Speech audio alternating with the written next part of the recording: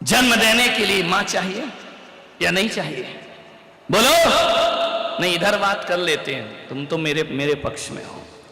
जन्म देने के लिए मां चाहिए, राखी बांधने के लिए बहन चाहिए, कहानी सुनाने के लिए नानी चाहिए, प्यार लुटाने के लिए दादी चाहिए, जिद पूरा करने के लिए बुआ चाहिए, मौसी चाहिए। चाहिए या नहीं चाहिए?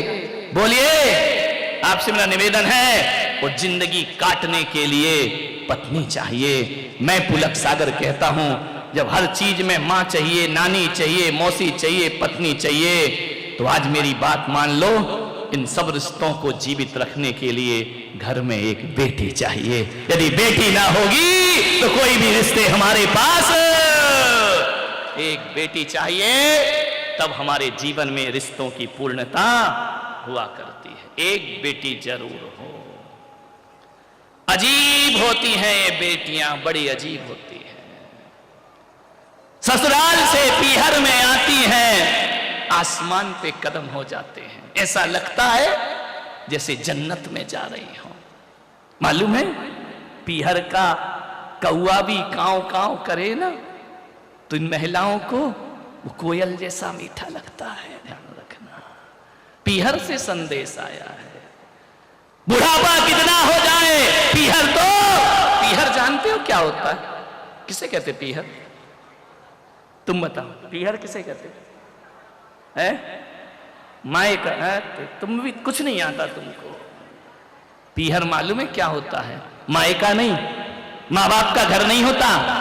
जहां पीड़ा हरी जाती है उसे पीहर कहा जाता है। ध्यान रखिए, नारी की पीड़ा तो पीहर में हरी जाती है। कितने भी दुख हो वो अपने माँ बाप से बताती है, अपने भाई से बताती है। पीड़ा को हरने का स्थान पीहर कहलाया करता है। ध्यान रखना, वो अपने दर्दों को हल्का कर लेती है। सोचती है ये जाकर बोलूंगी, ऐसा कहूंगी, वैसा कहूंगी, भतीजे से ये कहूंगी, भाई से वो कहूंगी, मम्मी से ये कहूंगी, पापा से वो कहूंगी, हजार सोच के जाती है। लेकिन जब सबसे मिलती है ना, उनके प्यार में शिकायतें भूल जाती है।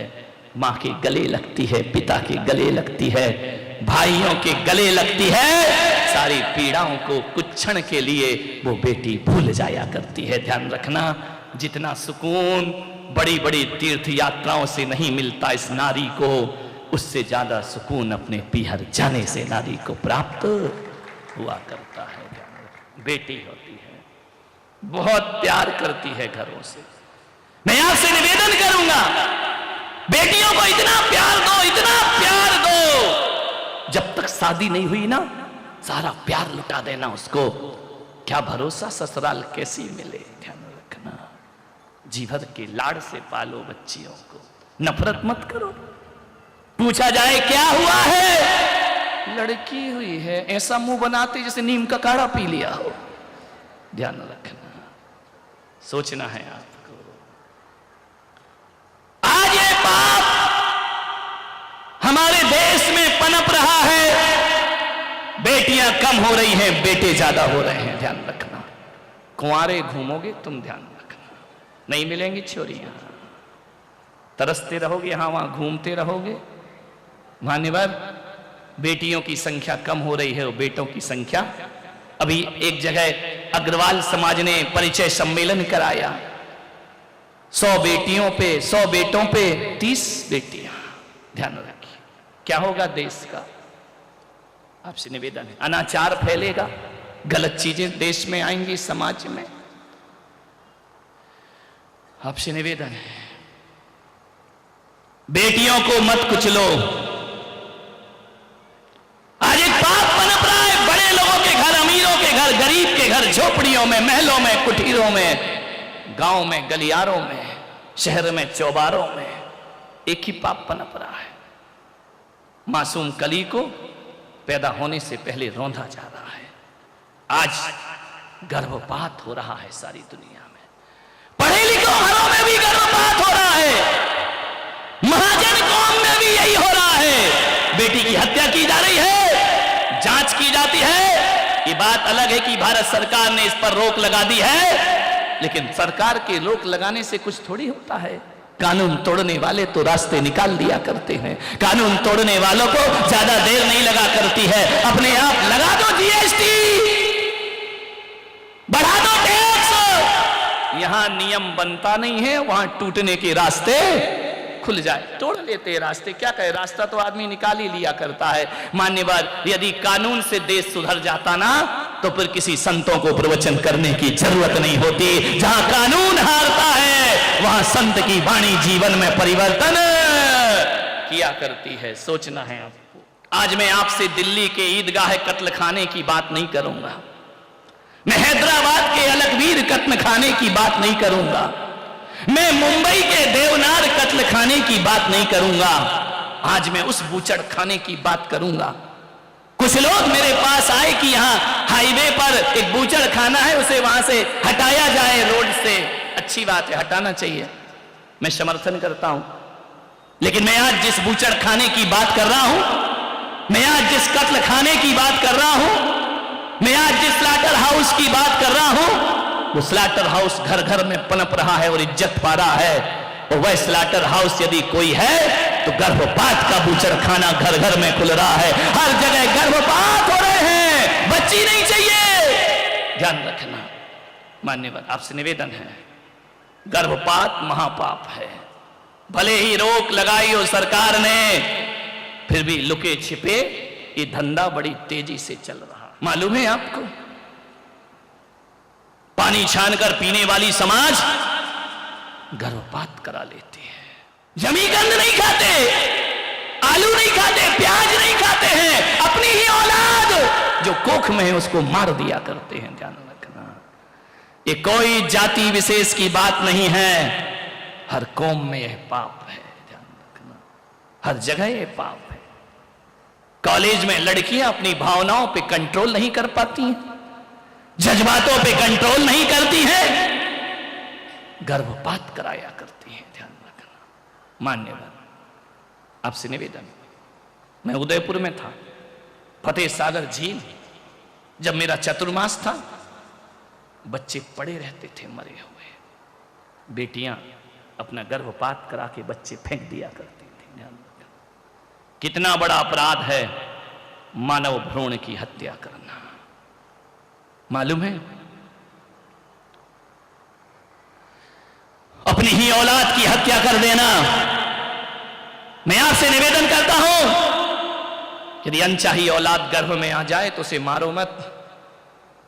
यदि औलाद नहीं चाहते हो तो महावीर कहते हैं संयम से रहना सीखो, ब्रह्मचर्य की साधना करो, औलाद तुम्हारे यहां नहीं होगी।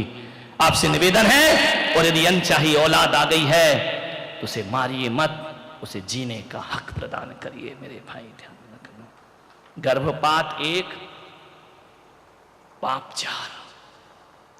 आज भी चोरी छिपे या जन्मे शिशु का कत्ल हो रहा है, उस कली को खिलने से पहले मसला जा रहा है। चार पाप होते हैं, ये मत सोचना कि गर्भपात करा लिया तो एक हिंसा का पाप लगेगा। चार पाप लगेंगे आपको। पहला पाप, आपने एक अतिथि की हत्या की है, वो तुम्हारे गर्भ में आया था, तुमने जन्म लेने से पहले, ये भारत की संस्कृति अतिथु देवो भवो की संस्कृति है, तुमने एक देवता की हत्या की है। ध्यान रखना, यदि आपने गर्भपात कराया है, दूसरा पाप, तुमने दीनहीन अनाथ की हत्या की है।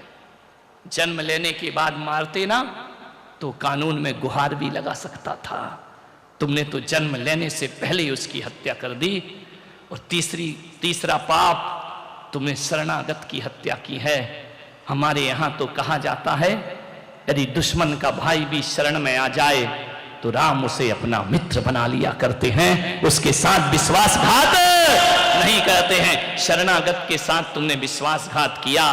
और चौथा पाप जो होता है, तुमने अपने ही खून की हत्या की है। ध्यान रखना, और जो अपने ही खून की हत्या कर सकता है, उससे बड़ा हत्यारा दुनिया में कोई दूसरा नहीं हुआ करता है। अपने ही खून की हत्या कर दी तुमने। मैं ऐसे डॉक्टरों से कहता हूं जिन्होंने अपने जीवन में कसम खाई थी, जब सफेद कोट पहना था। एक डॉक्टर क्या शपथ लेता है?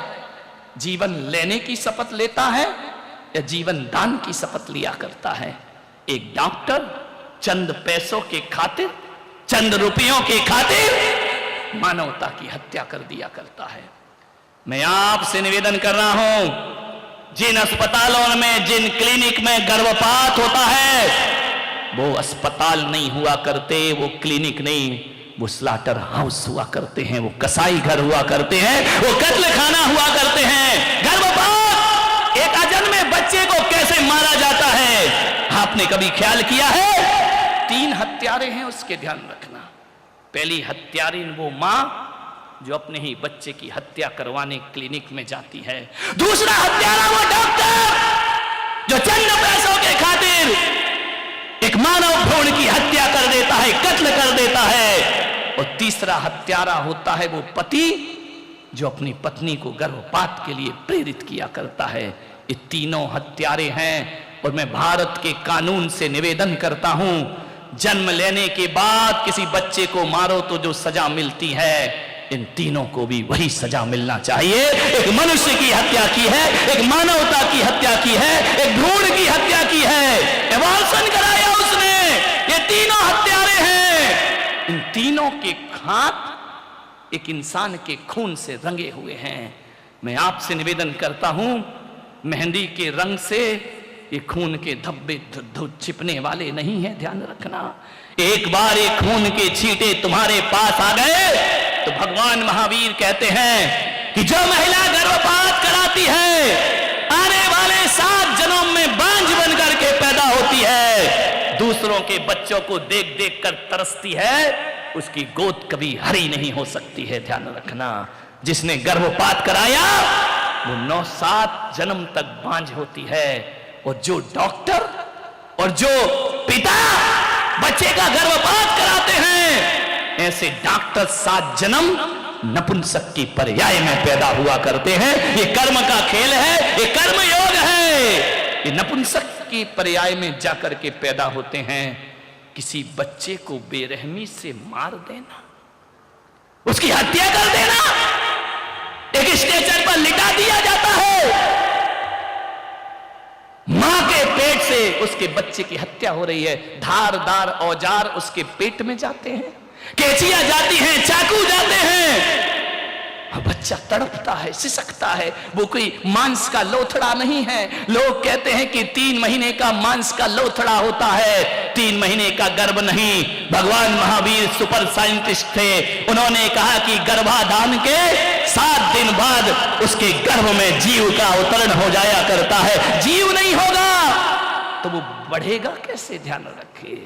मान्यवर कैसे उसकी हत्या करते हैं, धारदार औजार जाकर के, एक कैंची हथौड़ी जाकर के तोड़ती है, उसके एक एक अंग को काटा करती है।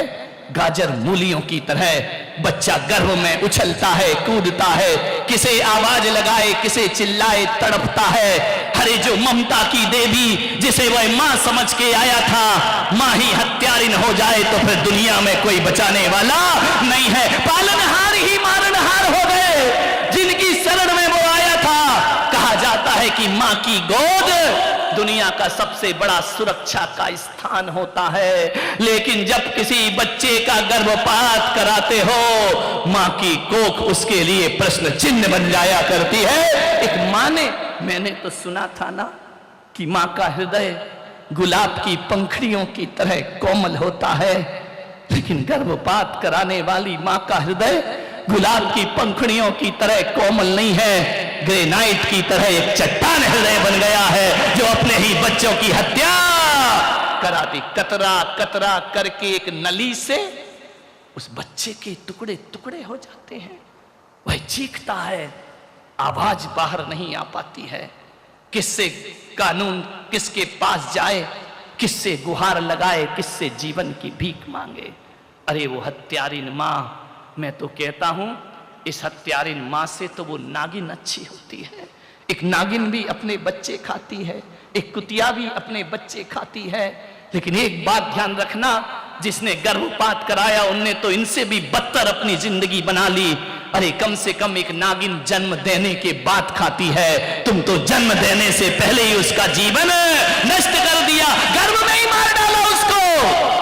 किस बात की सजा है उस बच्चे को? उसने क्या अपराध किया था अपने जीवन में? उसकी क्या गलती थी? मौज मस्ती तुम्हारी, हत्या उस बच्चे की। ध्यान रखना। मान्यवर, आपसे मैं निवेदन करता हूं, गर्भपात बहुत बड़ा